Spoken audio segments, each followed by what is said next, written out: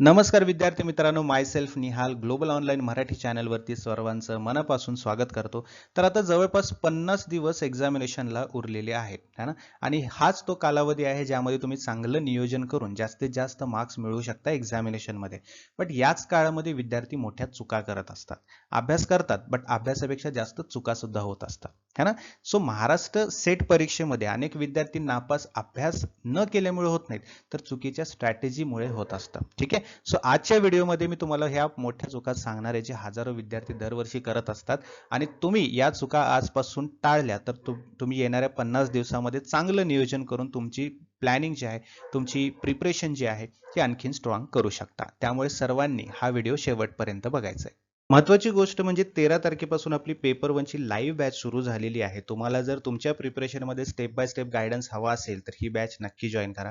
कारण यामध्ये तुमचा पेपर 1 चा संपूर्ण सिलेबस हा लाईव्ह सेशन्समध्ये कव्हर केला जाईल. काही अडचण असेल, लाईव्ह सेशन नाही अटेंड करता आलं तर रेकॉर्डेड सेशन तुम्हाला मिळेल, जेणेकरून तुम्हाला तुमचं प्रिपरेशन कुठेही थांबवायची गरज नाही आणि कन्सिस्टंटली तुम्हाला प्रिपरेशन करता येत राहील. त्यासोबतच या बॅचमध्ये तुम्हाला PYQ विथ सोल्युशन मिळणार आहेत. Full syllabus notes, mock test, 5000 plus MCQ series या सर्व गोष्टी या बॅचमध्ये तुम्हाला मिळतील आणि तुमचं प्रिपरेशन चांगलं होईल. तर आजच या नंबरवरती व्हॉट्सअप मेसेज किंवा व्हॉट्सअप कॉल करायचा आणि प्रिपरेशनला सुरुवात करायचं आहे किंवा ग्लोबल ऑनलाईनचं ॲप्लिकेशन डाउनलोड करा. ॲप्लिकेशनच्या थ्रू सुद्धा बॅच जॉईन करून तुम्ही प्रिपरेशन करू शकता. चला तर मग सुरू करूया आपल्या मिस्टेक्स पासून. बघा, सगळ्यात पहिली आणि महत्त्वाची मिस्टेक्स आहे ते म्हणजे MCQs कमी सोडवणं. ठीक आहे. MCQs कमी सोडवणं म्हणजे सगळ्यात जास्त रिलाय होणं आपल्या नोट्सवरती. म्हणजे नोट्स जास्तीत जास्त वाचत राहणं, MCQ प्रॅक्टिस कमी करणं ही सगळ्यात मोठी चूक असते. अनेक विद्यार्थी काय करतात, फक्त नोट्स वाचत राहतात. बरोबर आहे. बट ही परीक्षा कशाची आहे? नोट्स वाचण्याची परीक्षा आहे का? नाही, ही MCQची परीक्षा आहे. तुम्ही किती MCQ सोडवले हा प्रश्न रेग्युलरली स्वतःला विचारा. बरोबर आहे ना? मग त्याचं कारण तुम्हाला समजेल की आपल्याला MCQs न सोडवल्यामुळे काय प्रॉब्लेम होतोय, तर प्रश्न आपल्याला समजत नाहीयेत. वेळेचं नियोजन आपलं होत नाहीये. स्वतःच्या चुकाच आपल्याला माहिती नाहीयेत. समजतच नाहीयेत की काय चुका झालेल्या आहेत. आपलं वीक टॉपिक कुठला आहे तो आपल्याला कळत नाही. मग आपण MCQ जेव्हा सोडवायला सुरुवात करतो, तर या सर्व प्रश्नांचं उत्तर आपल्याला मिळत राहतं आणि आपली प्रॅक्टिस चांगल्यात चांगली होत राहते. मग आपल्याला फक्त पेपर 1चंच नाही, पेपर 1 आणि पेपर 2 दोन्हीचेही MCQs आपल्याला सोडवावे लागतील. ठीक आहे. मग आपल्याला काय होतं, आपल्याला प्रश्न व्यवस्थितपणे समजायला लागतात. आपल्याला सोडवण्याची सवय लागते. MCQ सोडवण्याची सवय लागू लागते, है ना? प्रत्येक चुकीच्या आन्सर म्हणजे चुकीचा आन्सर आपण दिलं तर आपल्याला डिमोटिवेट होतं.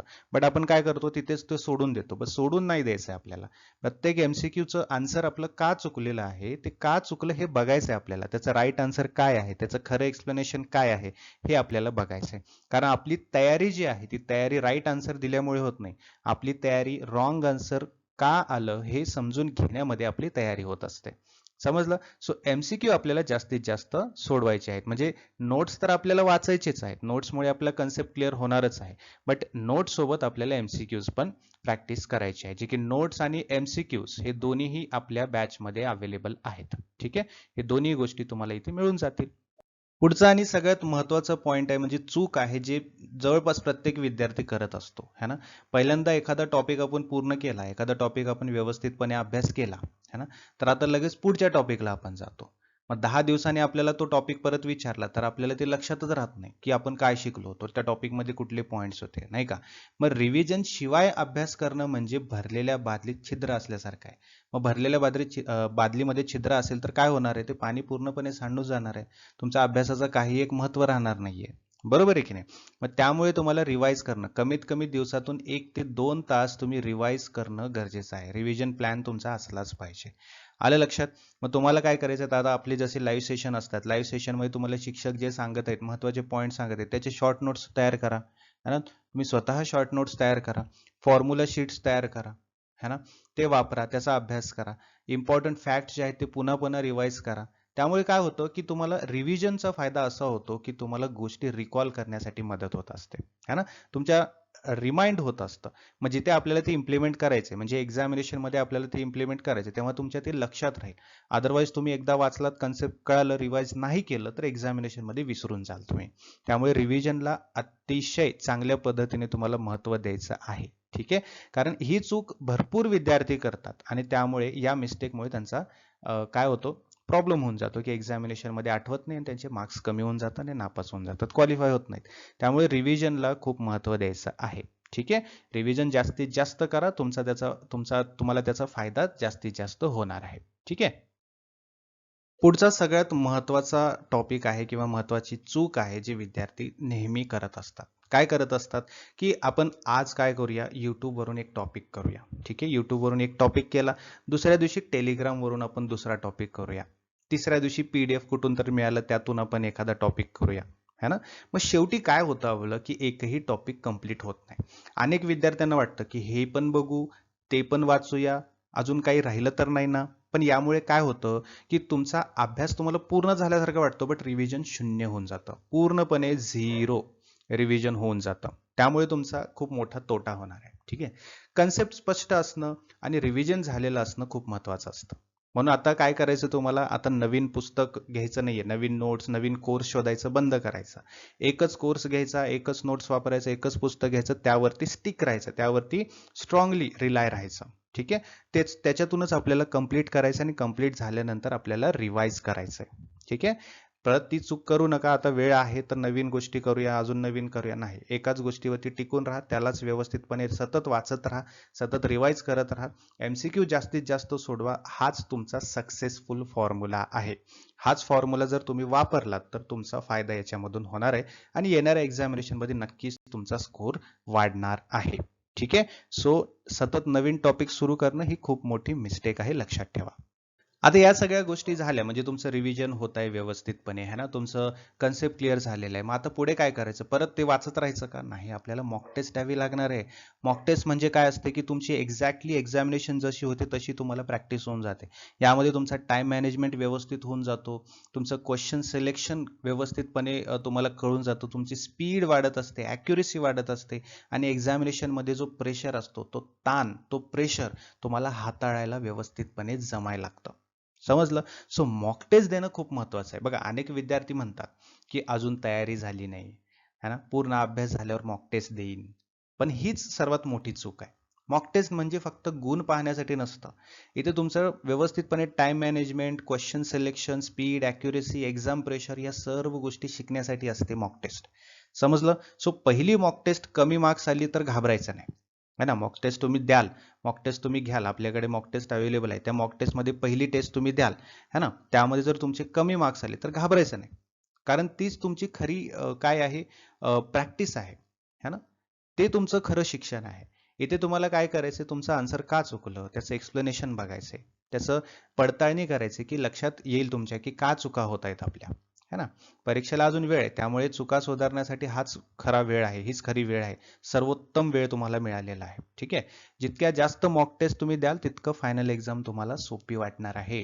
जितकी मॉक टेस्टची प्रॅक्टिस कराल तितकी फायनल एक्झाम तुम्हाला सोपी वाटणार आहे. ठीक आहे. सो मॉक टेस्ट ही भीती नाही, ही यशाची गुरुकिल्ली आहे, हे लक्षात ठेवा नेहमी. ठीक आहे. आलं लक्षात? त्यानंतर सगळ्यात शेवटची आणि सगळ्यात महत्त्वाची गोष्ट आहे, ज्यामध्ये तुम्ही केलेला पूर्ण अभ्यास, रिव्हिजन पूर्णपणे ढासळू शकतं. काय? तर दुसऱ्याशी तुलना करणे आणि पॅनिक होऊन जाणं. ही चूक तुमची प्रगती थांबवत असते, ही ग्रोथ थांबवत असते. तुमचा अभ्यास केलेला पूर्ण जो पॉझिटिव्ह पॉईंट्स आहेत तुमचे, ते निगेटिव्हमध्ये रूपांतर करत असतं. ठीक आहे. मग तुम्ही असं का करता? है ना? तुम्ही काय म्हणता, त्याचे मार्क्स माझ्यापेक्षा जास्त का आले? तो इतका सिलेबस कसा पूर्ण करू शकतो? सगळे पुढे गेले, मीच का मागे पडतो? माझी तयारी काहीच होत नाहीये. है ना? ही तुलना जे केली जाते त्याच्यामध्ये तुम्हाला सेल्फ डाऊट निर्माण होत असतो. तुमची चिंता, तुमची निराशा ही वाढत असते. ठीक आहे. सो ही गोष्ट अजिबात करायची नाहीये आपल्याला. आलं लक्षात? कारण काय माहिती आहे आपल्याला, की टेलिग्राम असेल, व्हॉट्सअपवर तुम्ही करत असाल किंवा युट्यूबवर सुद्धा तुम्ही कमेंट्समध्ये बघता, की कोणीतरी बोलतं, की माझे सर्व युनिट झाले सर, माझे 15 मॉक टेस्ट मी दिलेले आहेत, माझं 95% MCQs बरोबर येत आहेत, है ना? आता हे तुम्ही पाहता आणि तुम्ही घाबरून जाता. पण इथे लक्षात ठेवा, तुमची परीक्षा तुमच्या तयारीवर अवलंबून असते, त्यांच्या तयारीवर नाही, है ना?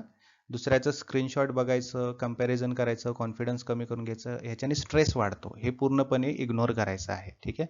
स्वतःकडे बघायचं, स्वतःचं काय आपले प्रोग्रेस होत आहे, आपलं प्रोग्रेस होत आहे का? मागे आपल्याला 70% पडले तर आता 80 वर आलंय का? 85 ला जातोय का? वाढत आहे का? इकडे लक्ष द्यायचं. ते किती पुढे झालेत, किती मागे, इथे लक्ष द्यायचं नाही. स्वतःच्या प्रोग्रेसवरती जास्त लक्ष द्यायचं आहे. ठीक आहे. दररोज आपल्याला काय करायचं, कालपेक्षा आज मला चांगलं परफॉर्म करायचं हे लक्षात ठेवायचं. समजलं? स्वतःचं गोल ठेवायचं आहे आपल्याला, इतरांचं गोलकडे लक्ष द्यायचं नाही, तुमच्या प्रगतीकडे तुम्ही लक्ष द्यायचंय, पॅनिक व्हायचं नाही, प्लॅन तुमचा जो ठेवलेला आहे, तुम्ही जो प्लॅन केलाय त्याच्यावरती लक्ष द्यायचं आहे. ठीक आहे, दररोज थोडी प्रगती करा, मोठा बदल आपोआप होऊन जातो. समजलं? हे जर तुम्ही कराल तर तुम्ही तुमच्या बेस्ट पर्यंत नक्की पोहोचणार. ठीक आहे, प्रॅक्टिस करा, पॅनिक व्हायचं नाही, प्रॅक्टिस जास्तीत जास्त करा, नक्की तुम्ही क्वालिफाय होणार. समजलं? सो हे होत्या आपल्या 5 सर्वात मोठ्या चुका जे विद्यार्थी नेहमी करत असतात है ना, सतत नवीन टॉपिक सुरू करणं आणि दुसरीकडे म्हणजे रिव्हिजन न करणं है ना, नवीन टॉपिक केलं की मागचं विसरून जाणं, हे करायचं नाहीये. एमसीक्यू सोडवत राहायचे, कमी एमसीक्यू सोडवणं ही खूप मोठी चूक आहे. ठीक आहे, रिव्हिजन करायचं आहे, मॉक टेस्ट टाळायचं नाही, मॉक टेस्ट द्यायची आहे आणि सगळ्यात महत्त्वाचं दुसऱ्यांची तुलना करायचं नाही. आणि तरीही तुम्हाला काही अडचण असेल तर एक गोष्ट लक्षात घ्या, आपली पेपर 1 ची लाईव्ह बॅच जी आहे ती 13 तारखेपासून सुरू झालेली आहे. तुम्ही सुद्धा ही बॅच जॉईन करू शकता. यामध्ये तुम्हाला एक्सपर्ट्स जे आहेत, सब्जेक्ट एक्सपर्ट नेहमी पावलोपावली स्टेप बाय स्टेप गाईड करत राहतील. तुमचा परफॉर्मन्स कॅल्क्युलेट केला जाईल. तुम्हाला मॉक टेस्ट दिले जातील, एमसीक्यू प्रॅक्टिस करण्यासाठी एमसीक्यू सिरीज दिली जातील है ना, पीवायक्यूज विथ सोल्युशन मिळणार आहे. यामध्ये तुमचा संपूर्ण सिलेबस जो आहे, कन्सेप्ट जो आहे तो लाईव्ह सेशन्समध्ये कव्हर केला जाणार आहे. या सर्व गोष्टी या बॅचमध्ये तुम्हाला मिळणार आहेत. तर आजच सुरुवात करा प्रॅक्टिस करायला, प्रिपरेशन करायला. या नंबरवरती व्हॉट्सअप मेसेज किंवा व्हॉट्सअप कॉल करा आणि सुरुवात करा प्रिपरेशनला, किंवा ग्लोबल ऑनलाईनचे ॲप्लिकेशन डाउनलोड करा. ॲप्लिकेशनची लिंक सुद्धा मी डिस्क्रिप्शन बॉक्समध्ये दिलेली आहे. त्या लिंकवर क्लिक करायचं, ॲप्लिकेशन डाउनलोड करायचं. प्ले स्टोअरवरती गेलात की ग्लोबल ऑनलाईन सर्च करायचं, असं ॲप्लिकेशन दिसेल है ना, इन्स्टॉल करून ओपन करायचं, ओपन केलं असं तुम्हाला दिसेल. त्यानंतर इथे स्टोअर सेक्शन आहे, ओपन केल्या गेलं एक स्टोअर सेक्शन दिसेल, त्यावर क्लिक करायचं. इथे महाराष्ट्र सेट MS सेट 2026 हे टाईप करायचं. हा कोर्स तुम्हाला दिसेल, त्यावर क्लिक केलं की तुम्हाला एक ऑप्शन दिसेल जॉईन नाव म्हणून, त्यावरती क्लिक करायचं. ठीक आहे, फीस भरायची आणि प्रिपरेशनला सुरुवात करायचं. काही अडचण असेल तर मला कमेंट बॉक्समध्ये विचारा, तुम्हाला त्याचं सोल्युशन मी नक्की नेक्स्ट सेशनमध्ये देईन. Thank you so much, have a great day, see you in the next session.